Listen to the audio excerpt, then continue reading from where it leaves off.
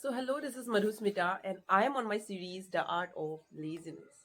मैं आज एक बहुत इंपॉर्टेंट चैप्टर पढ़ रही थी तो सोचा आप लोगों के साथ वो चैप्टर शेयर करूं. आज मैं पढ़ रही थी your comfort zone is your enemy.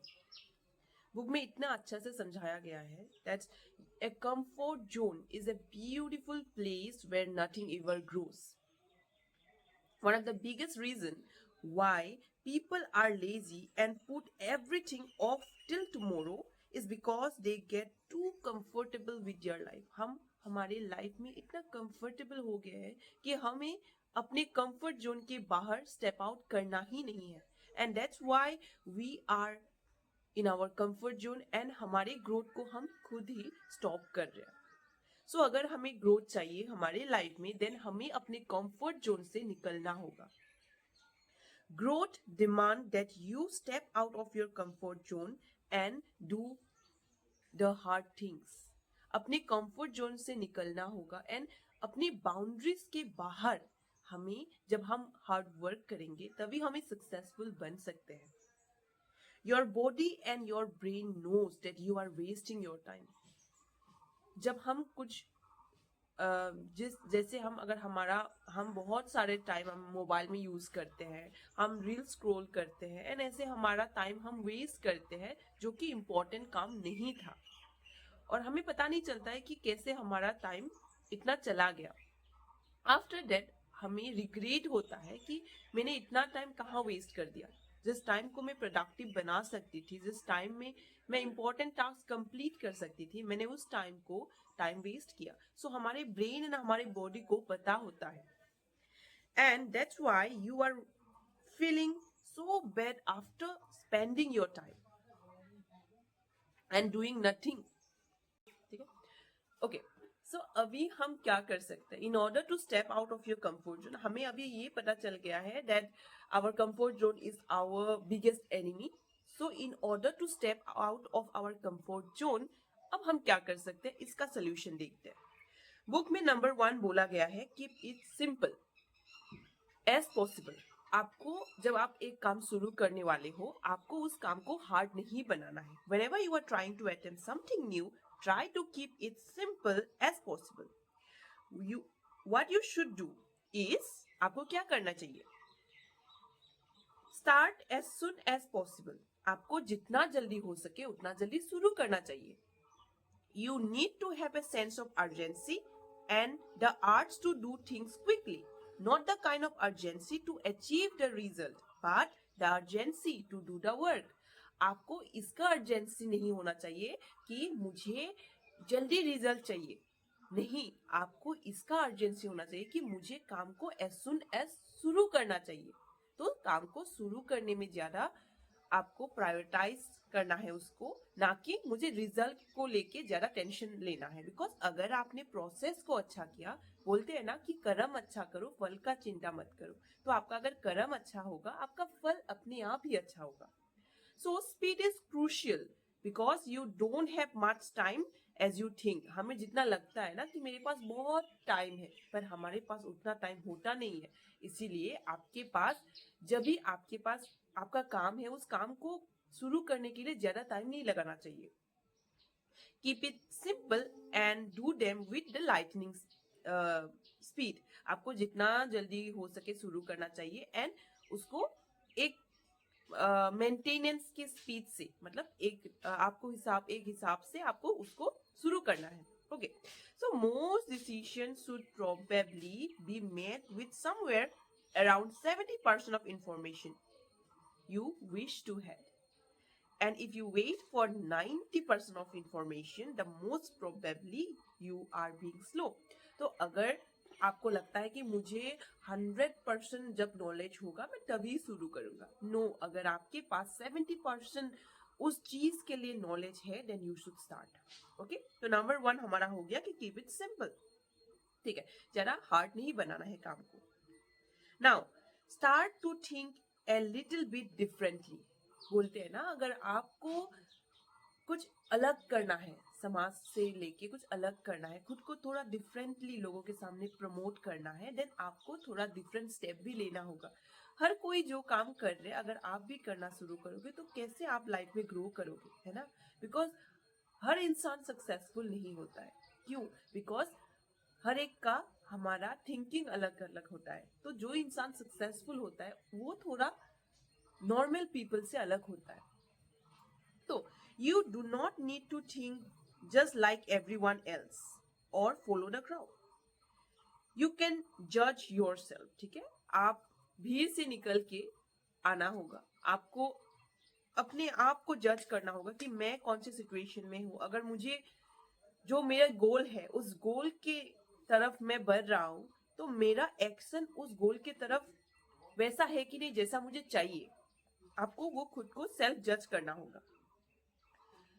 Think like no one else and that what make you unique. अगर आपको यूनिक बनना है आपको दूसरों से अलग सोचना है। सो थिंक लिटिल डिफरेंट, ऐसा बोला गया है। सेकेंड, थर्ड बोला गया है पार्किंसंस लॉ में, if you allow yourself 2 hours to complete a task it will take 2 hours, ठीक है? but if you have only 1 hour you will find a way to complete the task in an hour.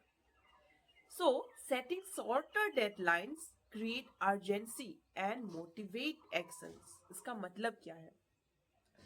आप खुद को जितना time yellow करोगे उतने ही time में आपका वो टास्क कंप्लीट होगा। जैसे कि अगर आपका एग्जाम कल है तो हम क्या करते हैं, हम आज रात इतना पढ़ते हैं, हम पूरा सिलेबस खत्म कर देते हैं।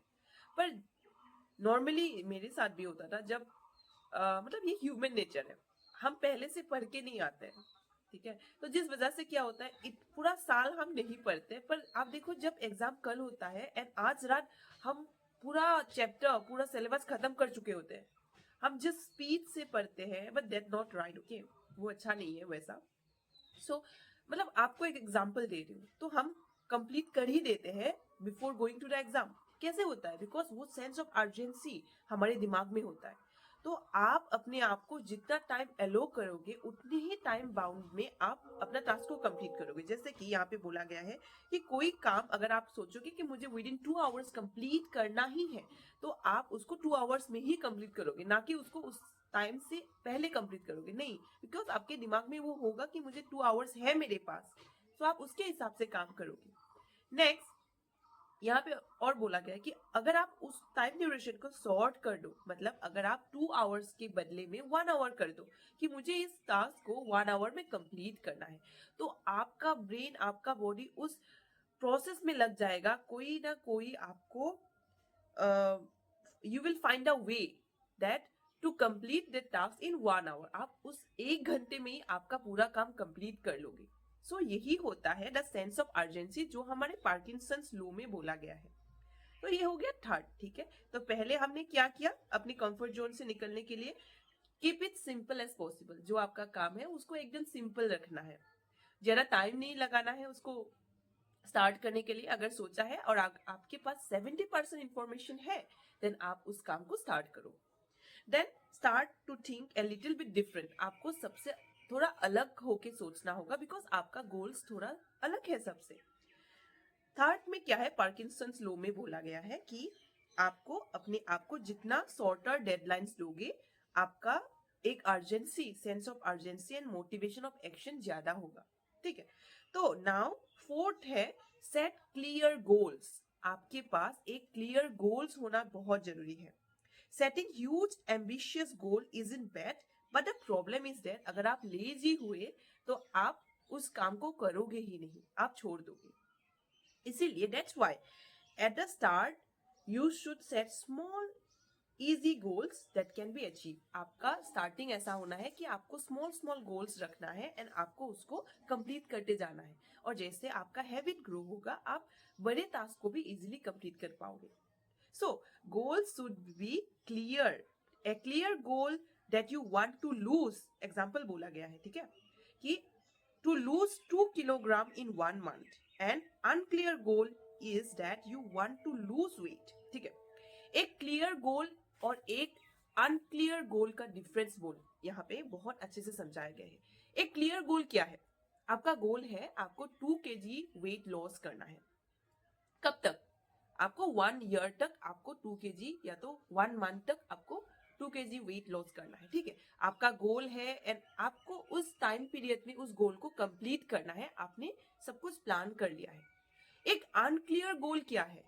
मेरा गोल है मुझे 2 किलो वेट लॉस करना है, पर आपका कोई टाइम ड्यूरेशन नहीं है, किस टाइम पीरियड में आपको खत्म करना है वो नहीं है। ये हो गया अनक्लियर गोल। तो हमारा गोल कैसा होना चाहिए? A goal that can be measured and has no time duration is not a goal. It is just like expecting miracles to happen. आप सोच रहे हो कि मेरे साथ miracles हो जाएगा, एक जादू हो जाएगा, मतलब ऐसा हो जाएगा। आपका गोल कैसा होना है? आपके पास एक स्पेसिफिक टारगेट होना है। उस टारगेट को कितने टाइम बाउंड्रीज में कंप्लीट करना है वो भी आपको पता होना है। दैट मीन्स एक परफेक्ट गोल होना है तो आपको उसका टाइम ड्यूरेशन, अगर टाइम ड्यूरेशन हुआ ही नहीं तो आप तो उसको सालों साल करते जाओगे, बिकॉज आपको वो सेंस ऑफ अर्जेंसी नहीं होगा, ठीक है। तो you should have a clear goal, वही मेन मोटिव था। नाउ फिफ्थ है राइट डाउन योर गोल्स। आपका जो गोल है उसको हमें राइट डाउन करना है, लिखना है। It's a good idea to write down your goals on a paper. A clearly written goals and read them regularly will help you to motivate. ठीक है, even if you only achieve half of your goals, that's still better than nothing. अगर आपने कुछ भी नहीं किया है उससे बेटर है आप कुछ कर रहे हो, isn't it? So आपके पास आपका गोल्स आपकी आंखों के सामने लिखा हुआ होना चाहिए। इट्स बेटर आप जहाँ पे पढ़ाई करते हो या आप जहाँ पे अपना वर्किंग डेस्क है उसके फ्रंट में आप अपने गोल्स को लिस्ट डाउन करो, हमेशा देखो। तब आपको आपके ब्रेन को एक सिग्नल सेंड होता है कि यस आपको ये काम करना है, आपका ये गोल्स है, तो आप ऑन द ट्रैक रहते हो। तो क्या बोला है कि write your goals. Okay. Don't complicate of things. मतलब आपको ना हर एक चीज को कॉम्प्लिकेट नहीं करना है। अभी देखो बहुत सारे चीज बुक में ही बोला गया है कि लोग एप्स यूज करते हैं अपने प्रोडक्टिविटी को मेजर करने में, बट बुक में हमें ऐसा सजेस्ट किया है कि आप इस एप्स या इस सब में अपना टाइम वेस्ट मत करो। मतलब आप चीजों को सिंपल रखो। जैसे कि यहाँ पे बोला गया है you just need to have a pen and a paper. आपको आपके पास एक पेन एंड पेपर है तो दैट्स सफिशिएंट। आपको क्या करना है कि मैं आपको पढ़ के सुनाती हूँ that various apps people use to measure their productivity. You don't need to have any apps on your phone और you know for your goals. All you need to have a pen and a paper. That's it. Spending too much time on app can actually be a waste of time. उनको लगता है कि ये एक waste of time है, and yes, वो है भी। So there is nothing more effective than a good old-fashioned writing. जो हमारे पुराने जमाने में यूज करते थे लोग, पेन एंड पेपर से लिखते थे सब कुछ, वो बेटर है। All you have to do is list down the following. तो आपको क्या क्या चीजें लिस्ट डाउन करना है, तो आप यहाँ पे देख सकते हो इतने अच्छे से समझाया गया है। आपको लिस्ट डाउन करना है ये सब चीज। आप इसको स्क्रीनशॉट भी कर सकते हो। That is number 1, you what you want to achieve, how you can go about achieving it, what's the time scale, measure your progress and how realistic your goal is. Number 1 क्या बोला गया है कि how you want to achieve, आपको कैसे चीजों को achieve करना है, आप कैसे कर सकते हो, आपका वो प्लान होना होगा, ठीक है। Second, how you can go about achieving it, आप किस प्रोसेस को यूज करके उस गोल तक पहुंच सकते हो, वो भी आपके पास एक प्लानिंग होना है। और जो आपका गोल है, जिस तरह से आप करना चाहते हो, सपोज मुझे एक एग्जाम्पल दे रही हूँ, आपको एक बैग स्टोर खोलना है, ठीक है। जस्ट आपको जो हैंड बैग है या पर्स होता है वो सब बैग्स का आपको ऑनलाइन स्टोर खोलना है।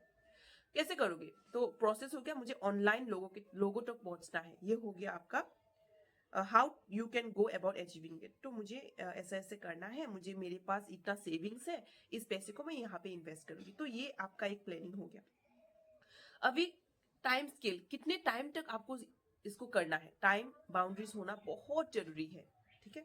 Now how you can measure your progress, आपके पास लिस्ट डाउन करना है, आपको प्रोग्रेस, आप कितना प्रॉफिट में हो, कितने लॉस में हो, आप कितना आगे बढ़ रहे हो, क्या आपका वो प्रॉफिट आ रहा है कि नहीं, वो सब मेजर करने के लिए आपके पास लिस्ट डाउन एक प्लान होना जरूरी है. And how realistic your goal is, वो भी आपको बनाना है. आपका गोल अचीवेबल है या नहीं. कोई कोई ऐसा होता है ना जो चीज हमसे हो नहीं सकता है, वो मतलब हम आउट ऑफ बाउंड्री सोचते हैं. मतलब आप अभी, हाँ वो हो सकता है, पर इन दिस टाइम फ्रेम आपके लिए ये करना पॉसिबल है कि नहीं, आपका रियलिस्टिक है कि नहीं आपका गोल, वो भी मेजर करना बहुत जरूरी है ना. तो स्टेप टू स्टेप हमें आगे बढ़ना है. हम एक ही बार में वो चीज तक नहीं पहुंच सकते. अगर आपको सोचना है कि मुझे 1 CR का इनकम जनरेट करना है, तो आप क्या डायरेक्ट 1 CR पहुंच जाओगे, नहीं ना. आपको स्टार्ट 1000, 5000, 10,000, 1 लाख, 2 लाख, ऐसा करके आपको धीरे धीरे आपको बढ़ना है. तो आपका गोल रियलिस्टिक है कि नहीं, आपको वो भी देखना है. And that's what I think आपको याद रखना है. ठीक है. नाउ टेक रिक्स. अगर आप ये सोचते हो ना कि मुझे रिक्स लेने में डर लगता है, देन यहाँ पे बहुत अच्छे से समझाया गया है, आप सुनो. Don't afraid of taking risk. The biggest risk is not taking any risk. If you want to achieve anything in your life, you must jump out from a comfortable position and reach your goal. So इस पूरे chapter का main meaning ही ये है, आपको comfort zone से निकलना है.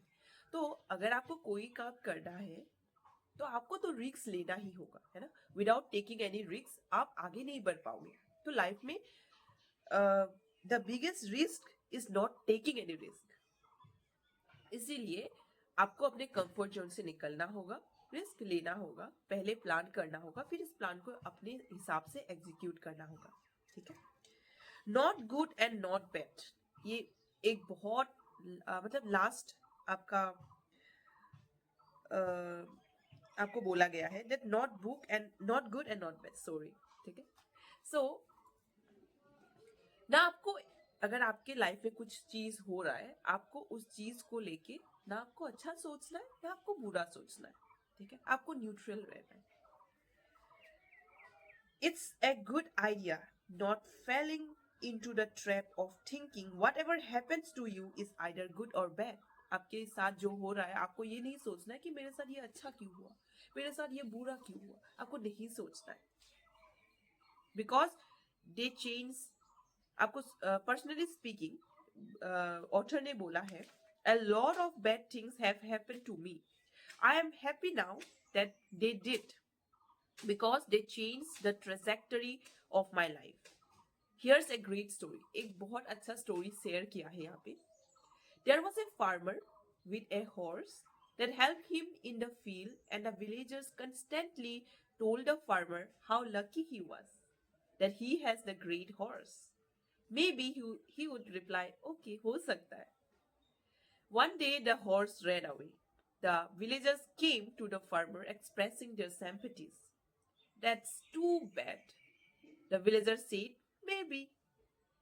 The few days later, the horse returned home with 10 strong wild horses. Isn't that great? The villagers said. Farmer ne bola, maybe.